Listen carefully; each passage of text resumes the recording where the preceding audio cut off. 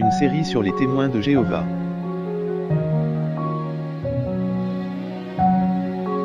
Les faits essentiels. J'aimerais qu'on puisse continuer à avancer ce matin dans notre série Les faits essentiels sur les témoins de Jéhovah, les faits essentiels. On est toujours dans l'historique, bien qu'on achève l'historique. Mais l'historique de ce mouvement, l'historique de la société de Bible et de traiter la tour de garde. On a déjà adressé les deux personnages les plus importants du casse-tête de cette société des témoins de Jéhovah. Les deux personnages qui ont été les plus, on pourrait dire, colorés, les deux personnages qui ont eu une plus grande influence, ça a été des personnages qui ont grandement formé la Société des témoins de Jéhovah, Charles Taze Russell, puis nécessairement le juge Rutherford, qui ont développé le genre de société que ça allait devenir, puis qui ont établi les doctrines puis les pratiques du mouvement. Sans Charles Taze Russell, puis ensuite sans le juge Rutherford qui a pris son matériel puis qui a vraiment fait la promotion de son matériel, on n'aurait pas le groupe aujourd'hui qu'on appelle les témoins de Jéhovah. Puis en particulier avec cette série de commentaires bibliques qui sont appelés les études dans les Écritures ou l'aube millénaire originalement. Puis les études dans les Écritures pour les témoins de Jéhovah, ça a été, si on pourrait dire, canonisé pour être placé à la hauteur de l'autorité biblique. Quand on parle avec des gens concernant, par exemple, la différence entre l'Église chrétienne, l'Église biblique, puis l'Église catholique, on va dire que l'Église biblique, elle a un fondement pour ses croyances, ses pratiques. Et c'est quoi, dites-moi? C'est quoi le fondement de nos croyances et nos pratiques? C'est la Bible, merci. Éric est réveillé. Donc, gloire à Dieu. C'est la Bible, la parole de Dieu, l'Ancien Testament comme fondement et ensuite le Nouveau Testament comme explication supplémentaire. Mais quand on regarde l'Église catholique, ils ont ce qu'on appelle la Bible, mais ils ont canonisé, eux autres, tous les écrits de leurs évêques principaux, tous les écrits des docteurs de l'Église catholique. Ils ont pris ça en 1545, puis j'ai recherché pour avoir juste une image du Concile de Trente en 1545, puis finalement, c'est le Concile de Nicée en 325. Je ne sais pas pourquoi ils ont mis ça dans la catégorie Concile de Trente, mais en tout cas, le grand rassemblement, il y a eu 21 grands conciles dans l'Église catholique, puis certainement un des plus importants, c'est ce concile-là au Concile de Trente, parce que les protestants, ou on pourrait dire les réformateurs, disaient, bon, bien, on veut revenir à la foi originale, l'Église primitive, comment est-ce qu'ils voyaient les choses. Donc, on veut se purifier pour être certain d'être en accord avec ce que Dieu veut. Puis là, quand ils ont commencé à avoir des débats et à confronter l'Église avec cela, voulant être de bons puritains pour purifier leur Église, ils ont eu vraiment une résistance. Puis en face de cela, comme contre-réforme de tout ce qui se passait dans l'Empire européen au 16e siècle, l'Église catholique a décidé de prendre tous ces écrits-là qui suivent la Bible. De la période de 150 jusqu'à 450, on appelle ça la période de la tradition du catholicisme. La plupart des grands écrivains comme Augustin, puis Jérôme, puis Ignace d'Antioche, puis Tertulle, puis tous ces gens-là ont écrit dans cette période-là, et on a encore leurs écrits. Puis là, quand ils voulaient voir la vénération de Marie, bien, ça ne se trouvait pas dans la Bible, donc ils sont allés voir, mais Jérôme, lui, il en parlait dans ses écrits. Ah, alors c'est légitime.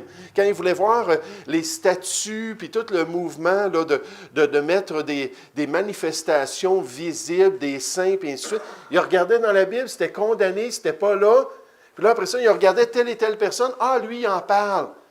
Fait que ce qu'ils ont fait, c'est qu'ils ont pris tous ces écrits-là, puis ils les ont canonisés. Ce que ça veut dire, c'est qu'ils ont dit, c'est aussi autoritaire que la Bible, c'est égal à la Bible, sinon, ça nous permet encore mieux de comprendre la Bible. Puis certainement, les témoins de Jéhovah condamneraient une telle approche, puis condamneraient le compromis de mélanger les pensées de l'homme avec la révélation de Dieu. Mais vous savez, les témoins de Jéhovah ont fait la même chose avec ces 6 volumes, et il y a eu un 7e après la mort du président qui a été complété. Ces 7 volumes-là, les études dans les Écritures, ils les ont canonisés pour donner une autorité à la pensée de Charles Taze Russell, qui est aussi importante que ce que Dieu a révélé dans la parole de Dieu. Donc, la Société des témoins de Jéhovah a la Bible comme autorité, mais elle a aussi, à côté de la Bible, les études dans les Écritures, l'aube millénaire, puis ses croyances particulières de ces présidents-là. Puis ça, c'est très important de comprendre ça. Regardez avec moi dans Matthieu chapitre 15. Comment c'est un problème lorsque des gens commencent à rajouter les pensées de l'homme à la révélation de Dieu. Comment est-ce que les gens commencent à mélanger les philosophies humaines avec ce que Dieu nous a donné dans la parole de Dieu. Puis le Seigneur Jésus avait le même phénomène à son époque. Puis en passant, il n'y a rien de nouveau sous le soleil dans le domaine religieux. L'homme fait toujours les mêmes choses parce que le malin a toujours les mêmes tactiques. De faire une expansion de ce que Dieu a révélé en donnant de nouvelles révélations.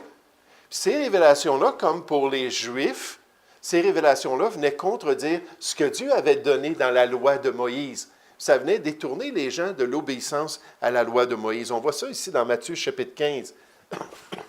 Cette confrontation qui s'est produite. Au verset 1, Matthieu chapitre 15, on dit « Alors des pharisiens et des scribes, les chefs religieux de l'époque, vinrent de Jérusalem auprès de Jésus et dirent, « Pourquoi tes disciples transgressent-ils la loi de Moïse? » Est-ce que c'est ça que Jésus dit ici? Est-ce que c'est ça que les chefs religieux disent? Non, pourquoi transgressent-ils la tradition ou l'enseignement? Le mot tradition, ça veut dire tout simplement l'enseignement des anciens. Car ils ne se lavent pas les mains quand ils prennent leur repas. Cherchez dans l'Ancien Testament partout, vous ne trouverez jamais d'instruction pour la purification des mains avant les repas. Maintenant, il y a toutes sortes d'instructions d'hygiène, puis de règles culinaires, puis ainsi de suite. Mais on n'a pas dit cela dans la loi de Moïse. Il leur répondit, « Et vous, pourquoi transgressez-vous le commandement de Dieu au profit de votre tradition? » Ça, c'est un bon verset à mémoriser, puis à dire aux témoins de Jéhovah. Pourquoi est-ce que vous transgressez les commandements de Dieu par votre propre tradition? Car Dieu a dit, « Honore ton père et ta mère. » Et celui qui maudira son père ou sa mère sera puni de mort. Mais vous, vous dites, au lieu de vous soumettre au plan de Dieu, au lieu d'accepter la révélation de Dieu, vous, vous dites, « Celui qui dira à son père ou à sa mère, ce dont j'aurais pu t'assister, l'argent que j'ai mis de côté et que je pourrais utiliser pour prendre soin de toi, est une offrande à Dieu. Je vais le donner au temple. Au lieu de prendre soin de mes parents, je vais honorer la maison de Dieu. » N'est pas tenu, si on fait cela, on n'est pas tenu d'honorer son père et sa mère. Vous annulez ainsi la parole de Dieu au profit de votre tradition. Le catholicisme sont vraiment remarquables pour tout ce qu'ils ont annulé du plan de Dieu par leur propre tradition. En établissant des sacrements comme moyen de grâce, ils ont annulé le salut par la grâce seule en Jésus-Christ. En établissant les bonnes œuvres du croyant comme moyen de gagner le ciel, ils ont refusé le don gratuit de Dieu, qui est la vie éternelle en Jésus-Christ. Et toutes sortes d'autres choses qu'ils ont établies. Et comme les témoins de Jéhovah, ils ont annulé la volonté de Dieu pour le peuple. Puis là, au verset 7, Jésus le dit clairement. Il dit, « Hypocrite, vous n'êtes que des acteurs. Vous ne faisiez qu'à semblant d'être des serviteurs de Dieu. » Ésaïe a bien prophétisé sur vous quand il a dit, « Ce peuple m'honore des lèvres, comme des acteurs peuvent le faire, prendre des textes, puis réciter des textes, puis faire à semblant que c'est leur vie, mais son cœur est éloigné de moi. » Comment est-ce qu'on le voit? Il dit, « C'est en vain qu'il m'honore, en enseignant des préceptes qui sont des commandements d'hommes. » C'est ce qui est frappant avec ces deux premiers présidents-là, c'est qu'ils ont poussé ces enseignements-là de telle manière que c'est devenu la loi pour l'organisation et tous ceux qui voulaient plaire à Jéhovah Dieu. Puis se sont élevés contre le plan de Dieu en le faisant. Puis non seulement ces deux présidents-là ont enseigné puis ont propagé cela, mais de plus, ils ont trouvé des manières pratiques de faire connaître les études dans les Écritures par deux grandes publications, entre autres. Mais c'est vraiment les deux publications qu'on voit le plus souvent, c'est-à-dire la Tour de garde et le Réveillez-vous. Donc, c'est vraiment deux gros morceaux qu'on a vus qui établissent pas mal l'historique du mouvement. Mais là, on veut juste continuer un petit peu dans l'histoire. On veut continuer en parlant du troisième président, et son nom, c'est Nathan Omer Nord. Nathan Omer Nord. Puis lui, il s'est intéressé au mouvement dans son adolescence lorsqu'il avait 16 ans. Il a rencontré des gens qui suivaient Charles Taze Russell, il a parlé avec eux, il a appris concernant le nouveau président puis ses croyances. Puis là, il a vraiment commencé à analyser les Écritures, à réfléchir sur les choses. Puis il a quitté l'Église familiale, qui était l'Église réformée. Les Églises réformées ont été parties par un mouvement qui a débuté avec Jean Calvin. Jean Calvin là, a eu une grande influence sur ce mouvement-là qui s'est développé de différentes manières à travers l'histoire. Mais aux États-Unis, il y avait des églises réformées qui étaient une forme d'église protestante. Là, on ne sait pas s'ils prêchaient la parole de Dieu convenablement, on ne sait pas si c'était rendu mort à cause aussi des traditions comme les églises méthodistes, les églises luthériennes, presbytériennes. Rendu au 19e siècle, il y avait beaucoup de ces églises-là qui ne parlaient même plus de la vérité de l'Évangile. C'était des grandes dénominations protestantes qui étaient mortes à cause des influences théologiques, puis ainsi de suite. Fait qu'il quitte et décide, il fait son premier choix, c'est que je vais arrêter d'aller dans cette église-là. Puis ensuite, il s'est joint à la Société en 1923. Et vous savez, il y a beaucoup de gens dans les témoins de Jéhovah qui étaient anciennement des chrétiens, puis qui allaient dans des églises même pendant des années. Puis là, à un moment donné, ils sont sortis pour se joindre aux témoins de Jéhovah. Puis en fait, les témoins de Jéhovah, dans leurs publications, se vantent de toutes les personnes qui ont quitté, par exemple, les baptistes, toutes les personnes qui ont quitté les pentecôtistes, les églises des frères, puis d'autres sortes de dénominations chrétiennes pour se joindre aux témoins de Jéhovah. Et donc, il s'est joint à la société, puis les gens dans la société ont vraiment vu en lui un jeune homme malléable. Un jeune homme, là, je parle toujours de Nathan Nord, qui était très zélé, qui voulait se donner en entier, qui était disposé à grandir et à faire ce que la société voulait. Mais vous savez, même dans les voies de Dieu, celui qui est fidèle dans les moindres choses, la Bible nous dit, Dieu va lui confier de grandes choses. Puis ça fait toute la différence quand un chrétien est fidèle. Toute la différence quand un chrétien est sérieux, puis un chrétien veut s'engager dans les choses. Puis là, ils l'ont vu, eux autres, dans le groupe, puis ils ont commencé à lui donner des responsabilités. Puis là, il était fidèle dans ces responsabilités-là. Ils lui ont confié de plus grandes responsabilités, jusqu'à temps que finalement, en 1942, lorsque le juge Rutherford est décédé, qu'ils lui ont demandé de devenir le nouveau président. Donc, c'est lui qui est devenu le troisième président. Puis, il faut comprendre que Nathan Nord a régné à l'époque la plus prospère de l'histoire américaine. Vraiment une époque extraordinaire. Puis jusqu'en 1977, il était président. Mais après la Deuxième Guerre mondiale, jusqu'à la fin des années 70, ça a été une explosion aux États-Unis. Une explosion au niveau commercial, une explosion au niveau culturel. Puis il y a eu énormément de choses. La société a vraiment grandi démographiquement. Puis lui, il était là à cette époque-là pour gérer cet organisme. Donc, ce n'est pas étonnant quand on parle de Nathan Nord, il n'est pas connu autant pour ses écrits, pour ses prophéties, quoiqu'il a fait certaines prophéties, mais il est connu pour vraiment sa capacité d'avoir pris ce groupe-là, puis l'avoir amené à une grande prospérité, puis avoir développé le groupe, parce que c'était vraiment un temps propice pour cela. Il a établi premièrement une école de formation théocratique qu'ils appellent. Une école de formation qu'on appelle l'école de Galaad.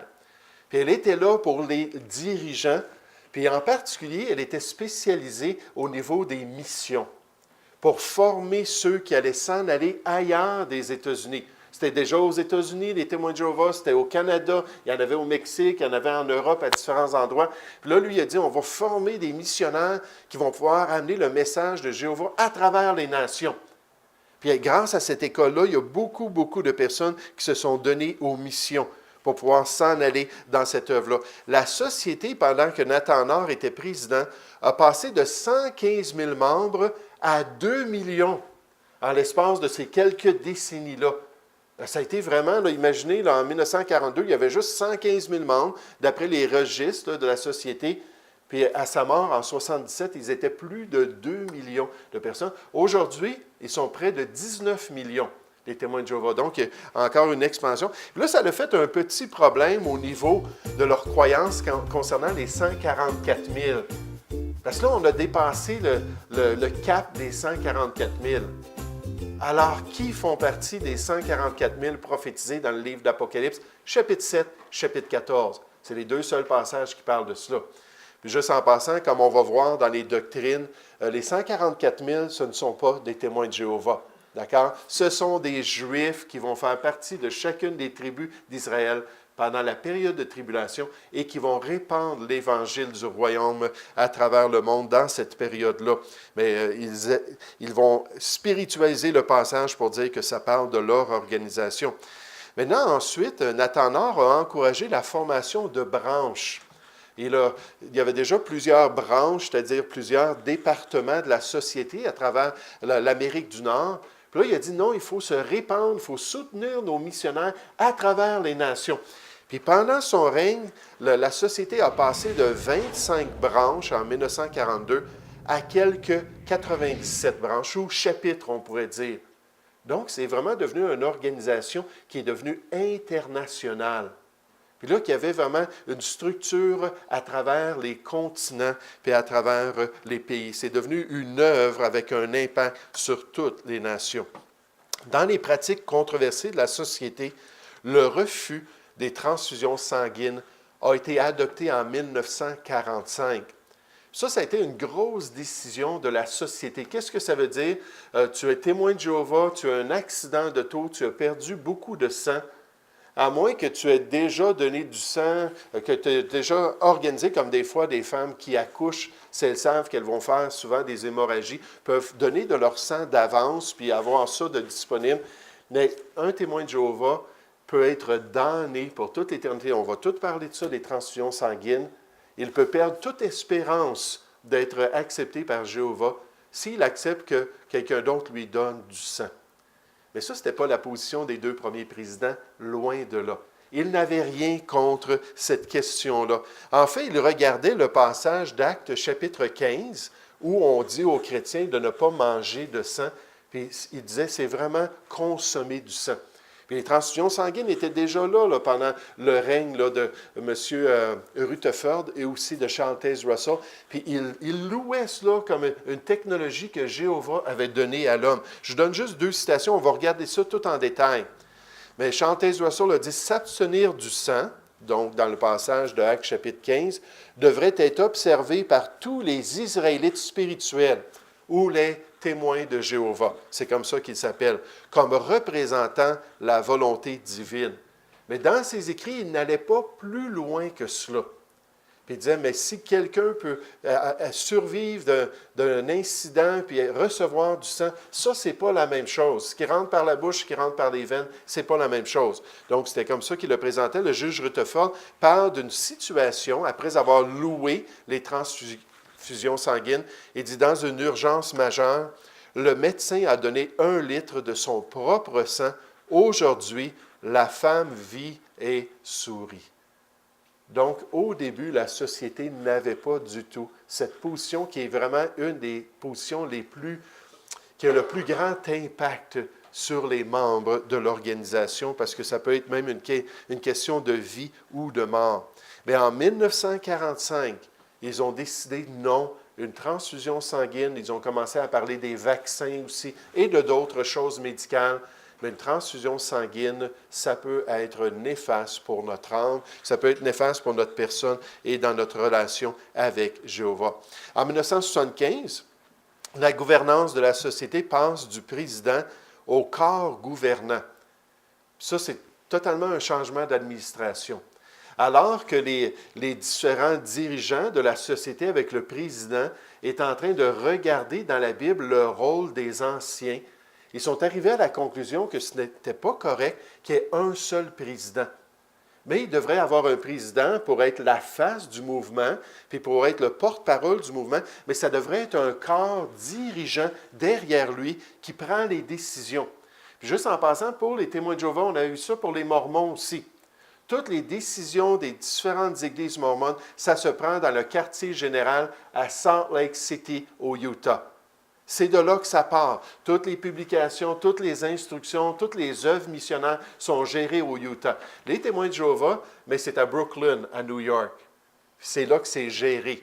C'est eux qui vont décider toutes ces choses-là. Et là, au lieu d'être une personne comme Charles Russell ou comme le juge Rutherford, là, ils ont dit à Nathan Nord, écoute, t'es bien bon, tout ça, mais on a besoin de suivre la parole de Dieu et d'avoir un corps gouvernant pour décider les choses de la société.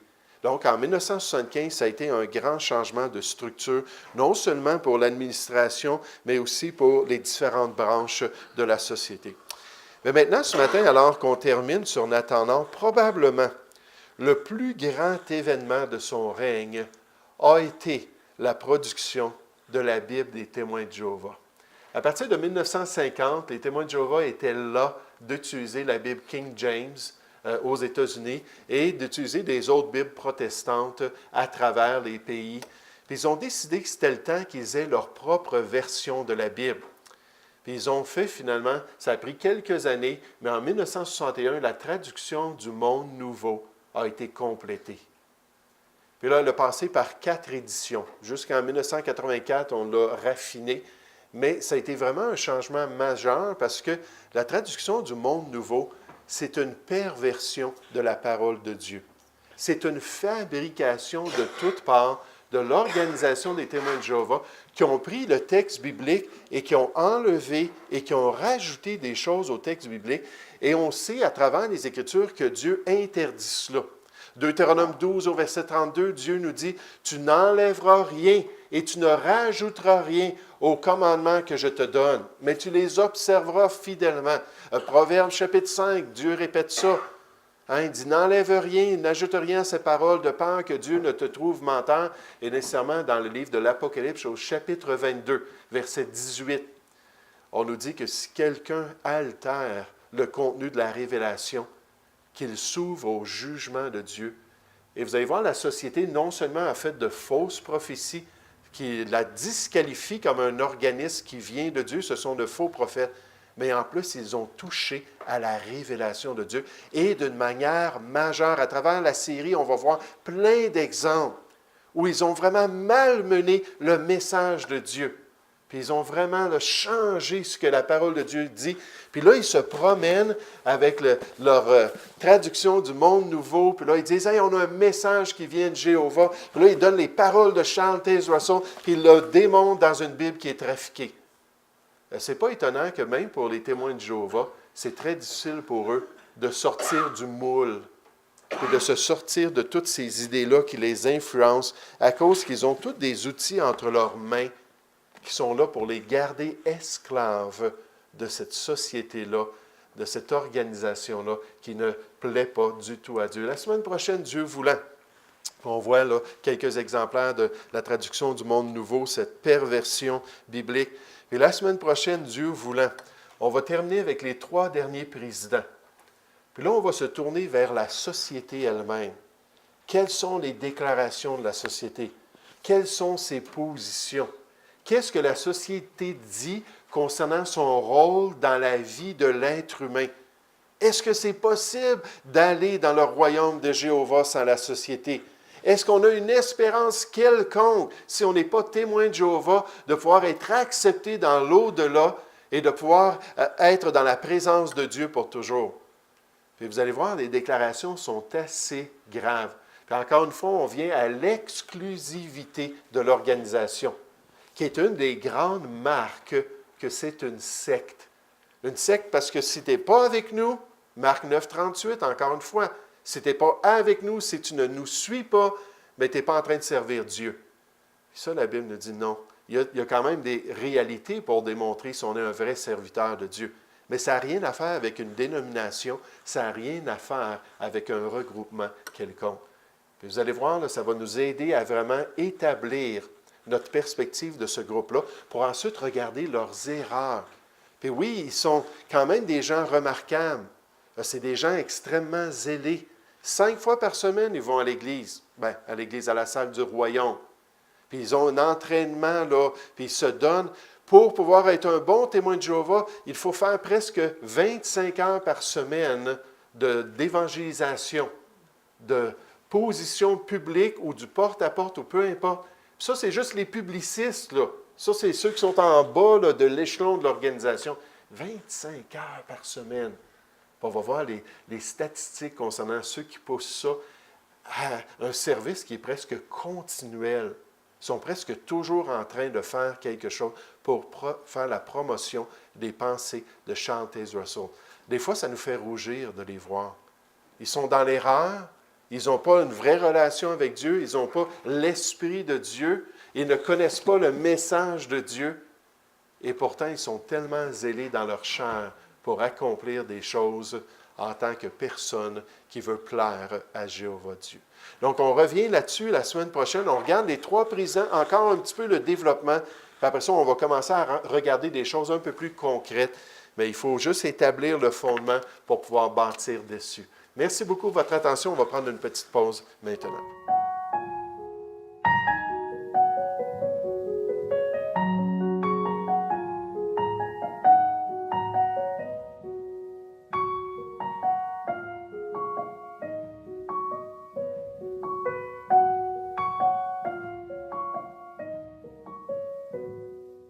Une série sur les témoins de Jéhovah.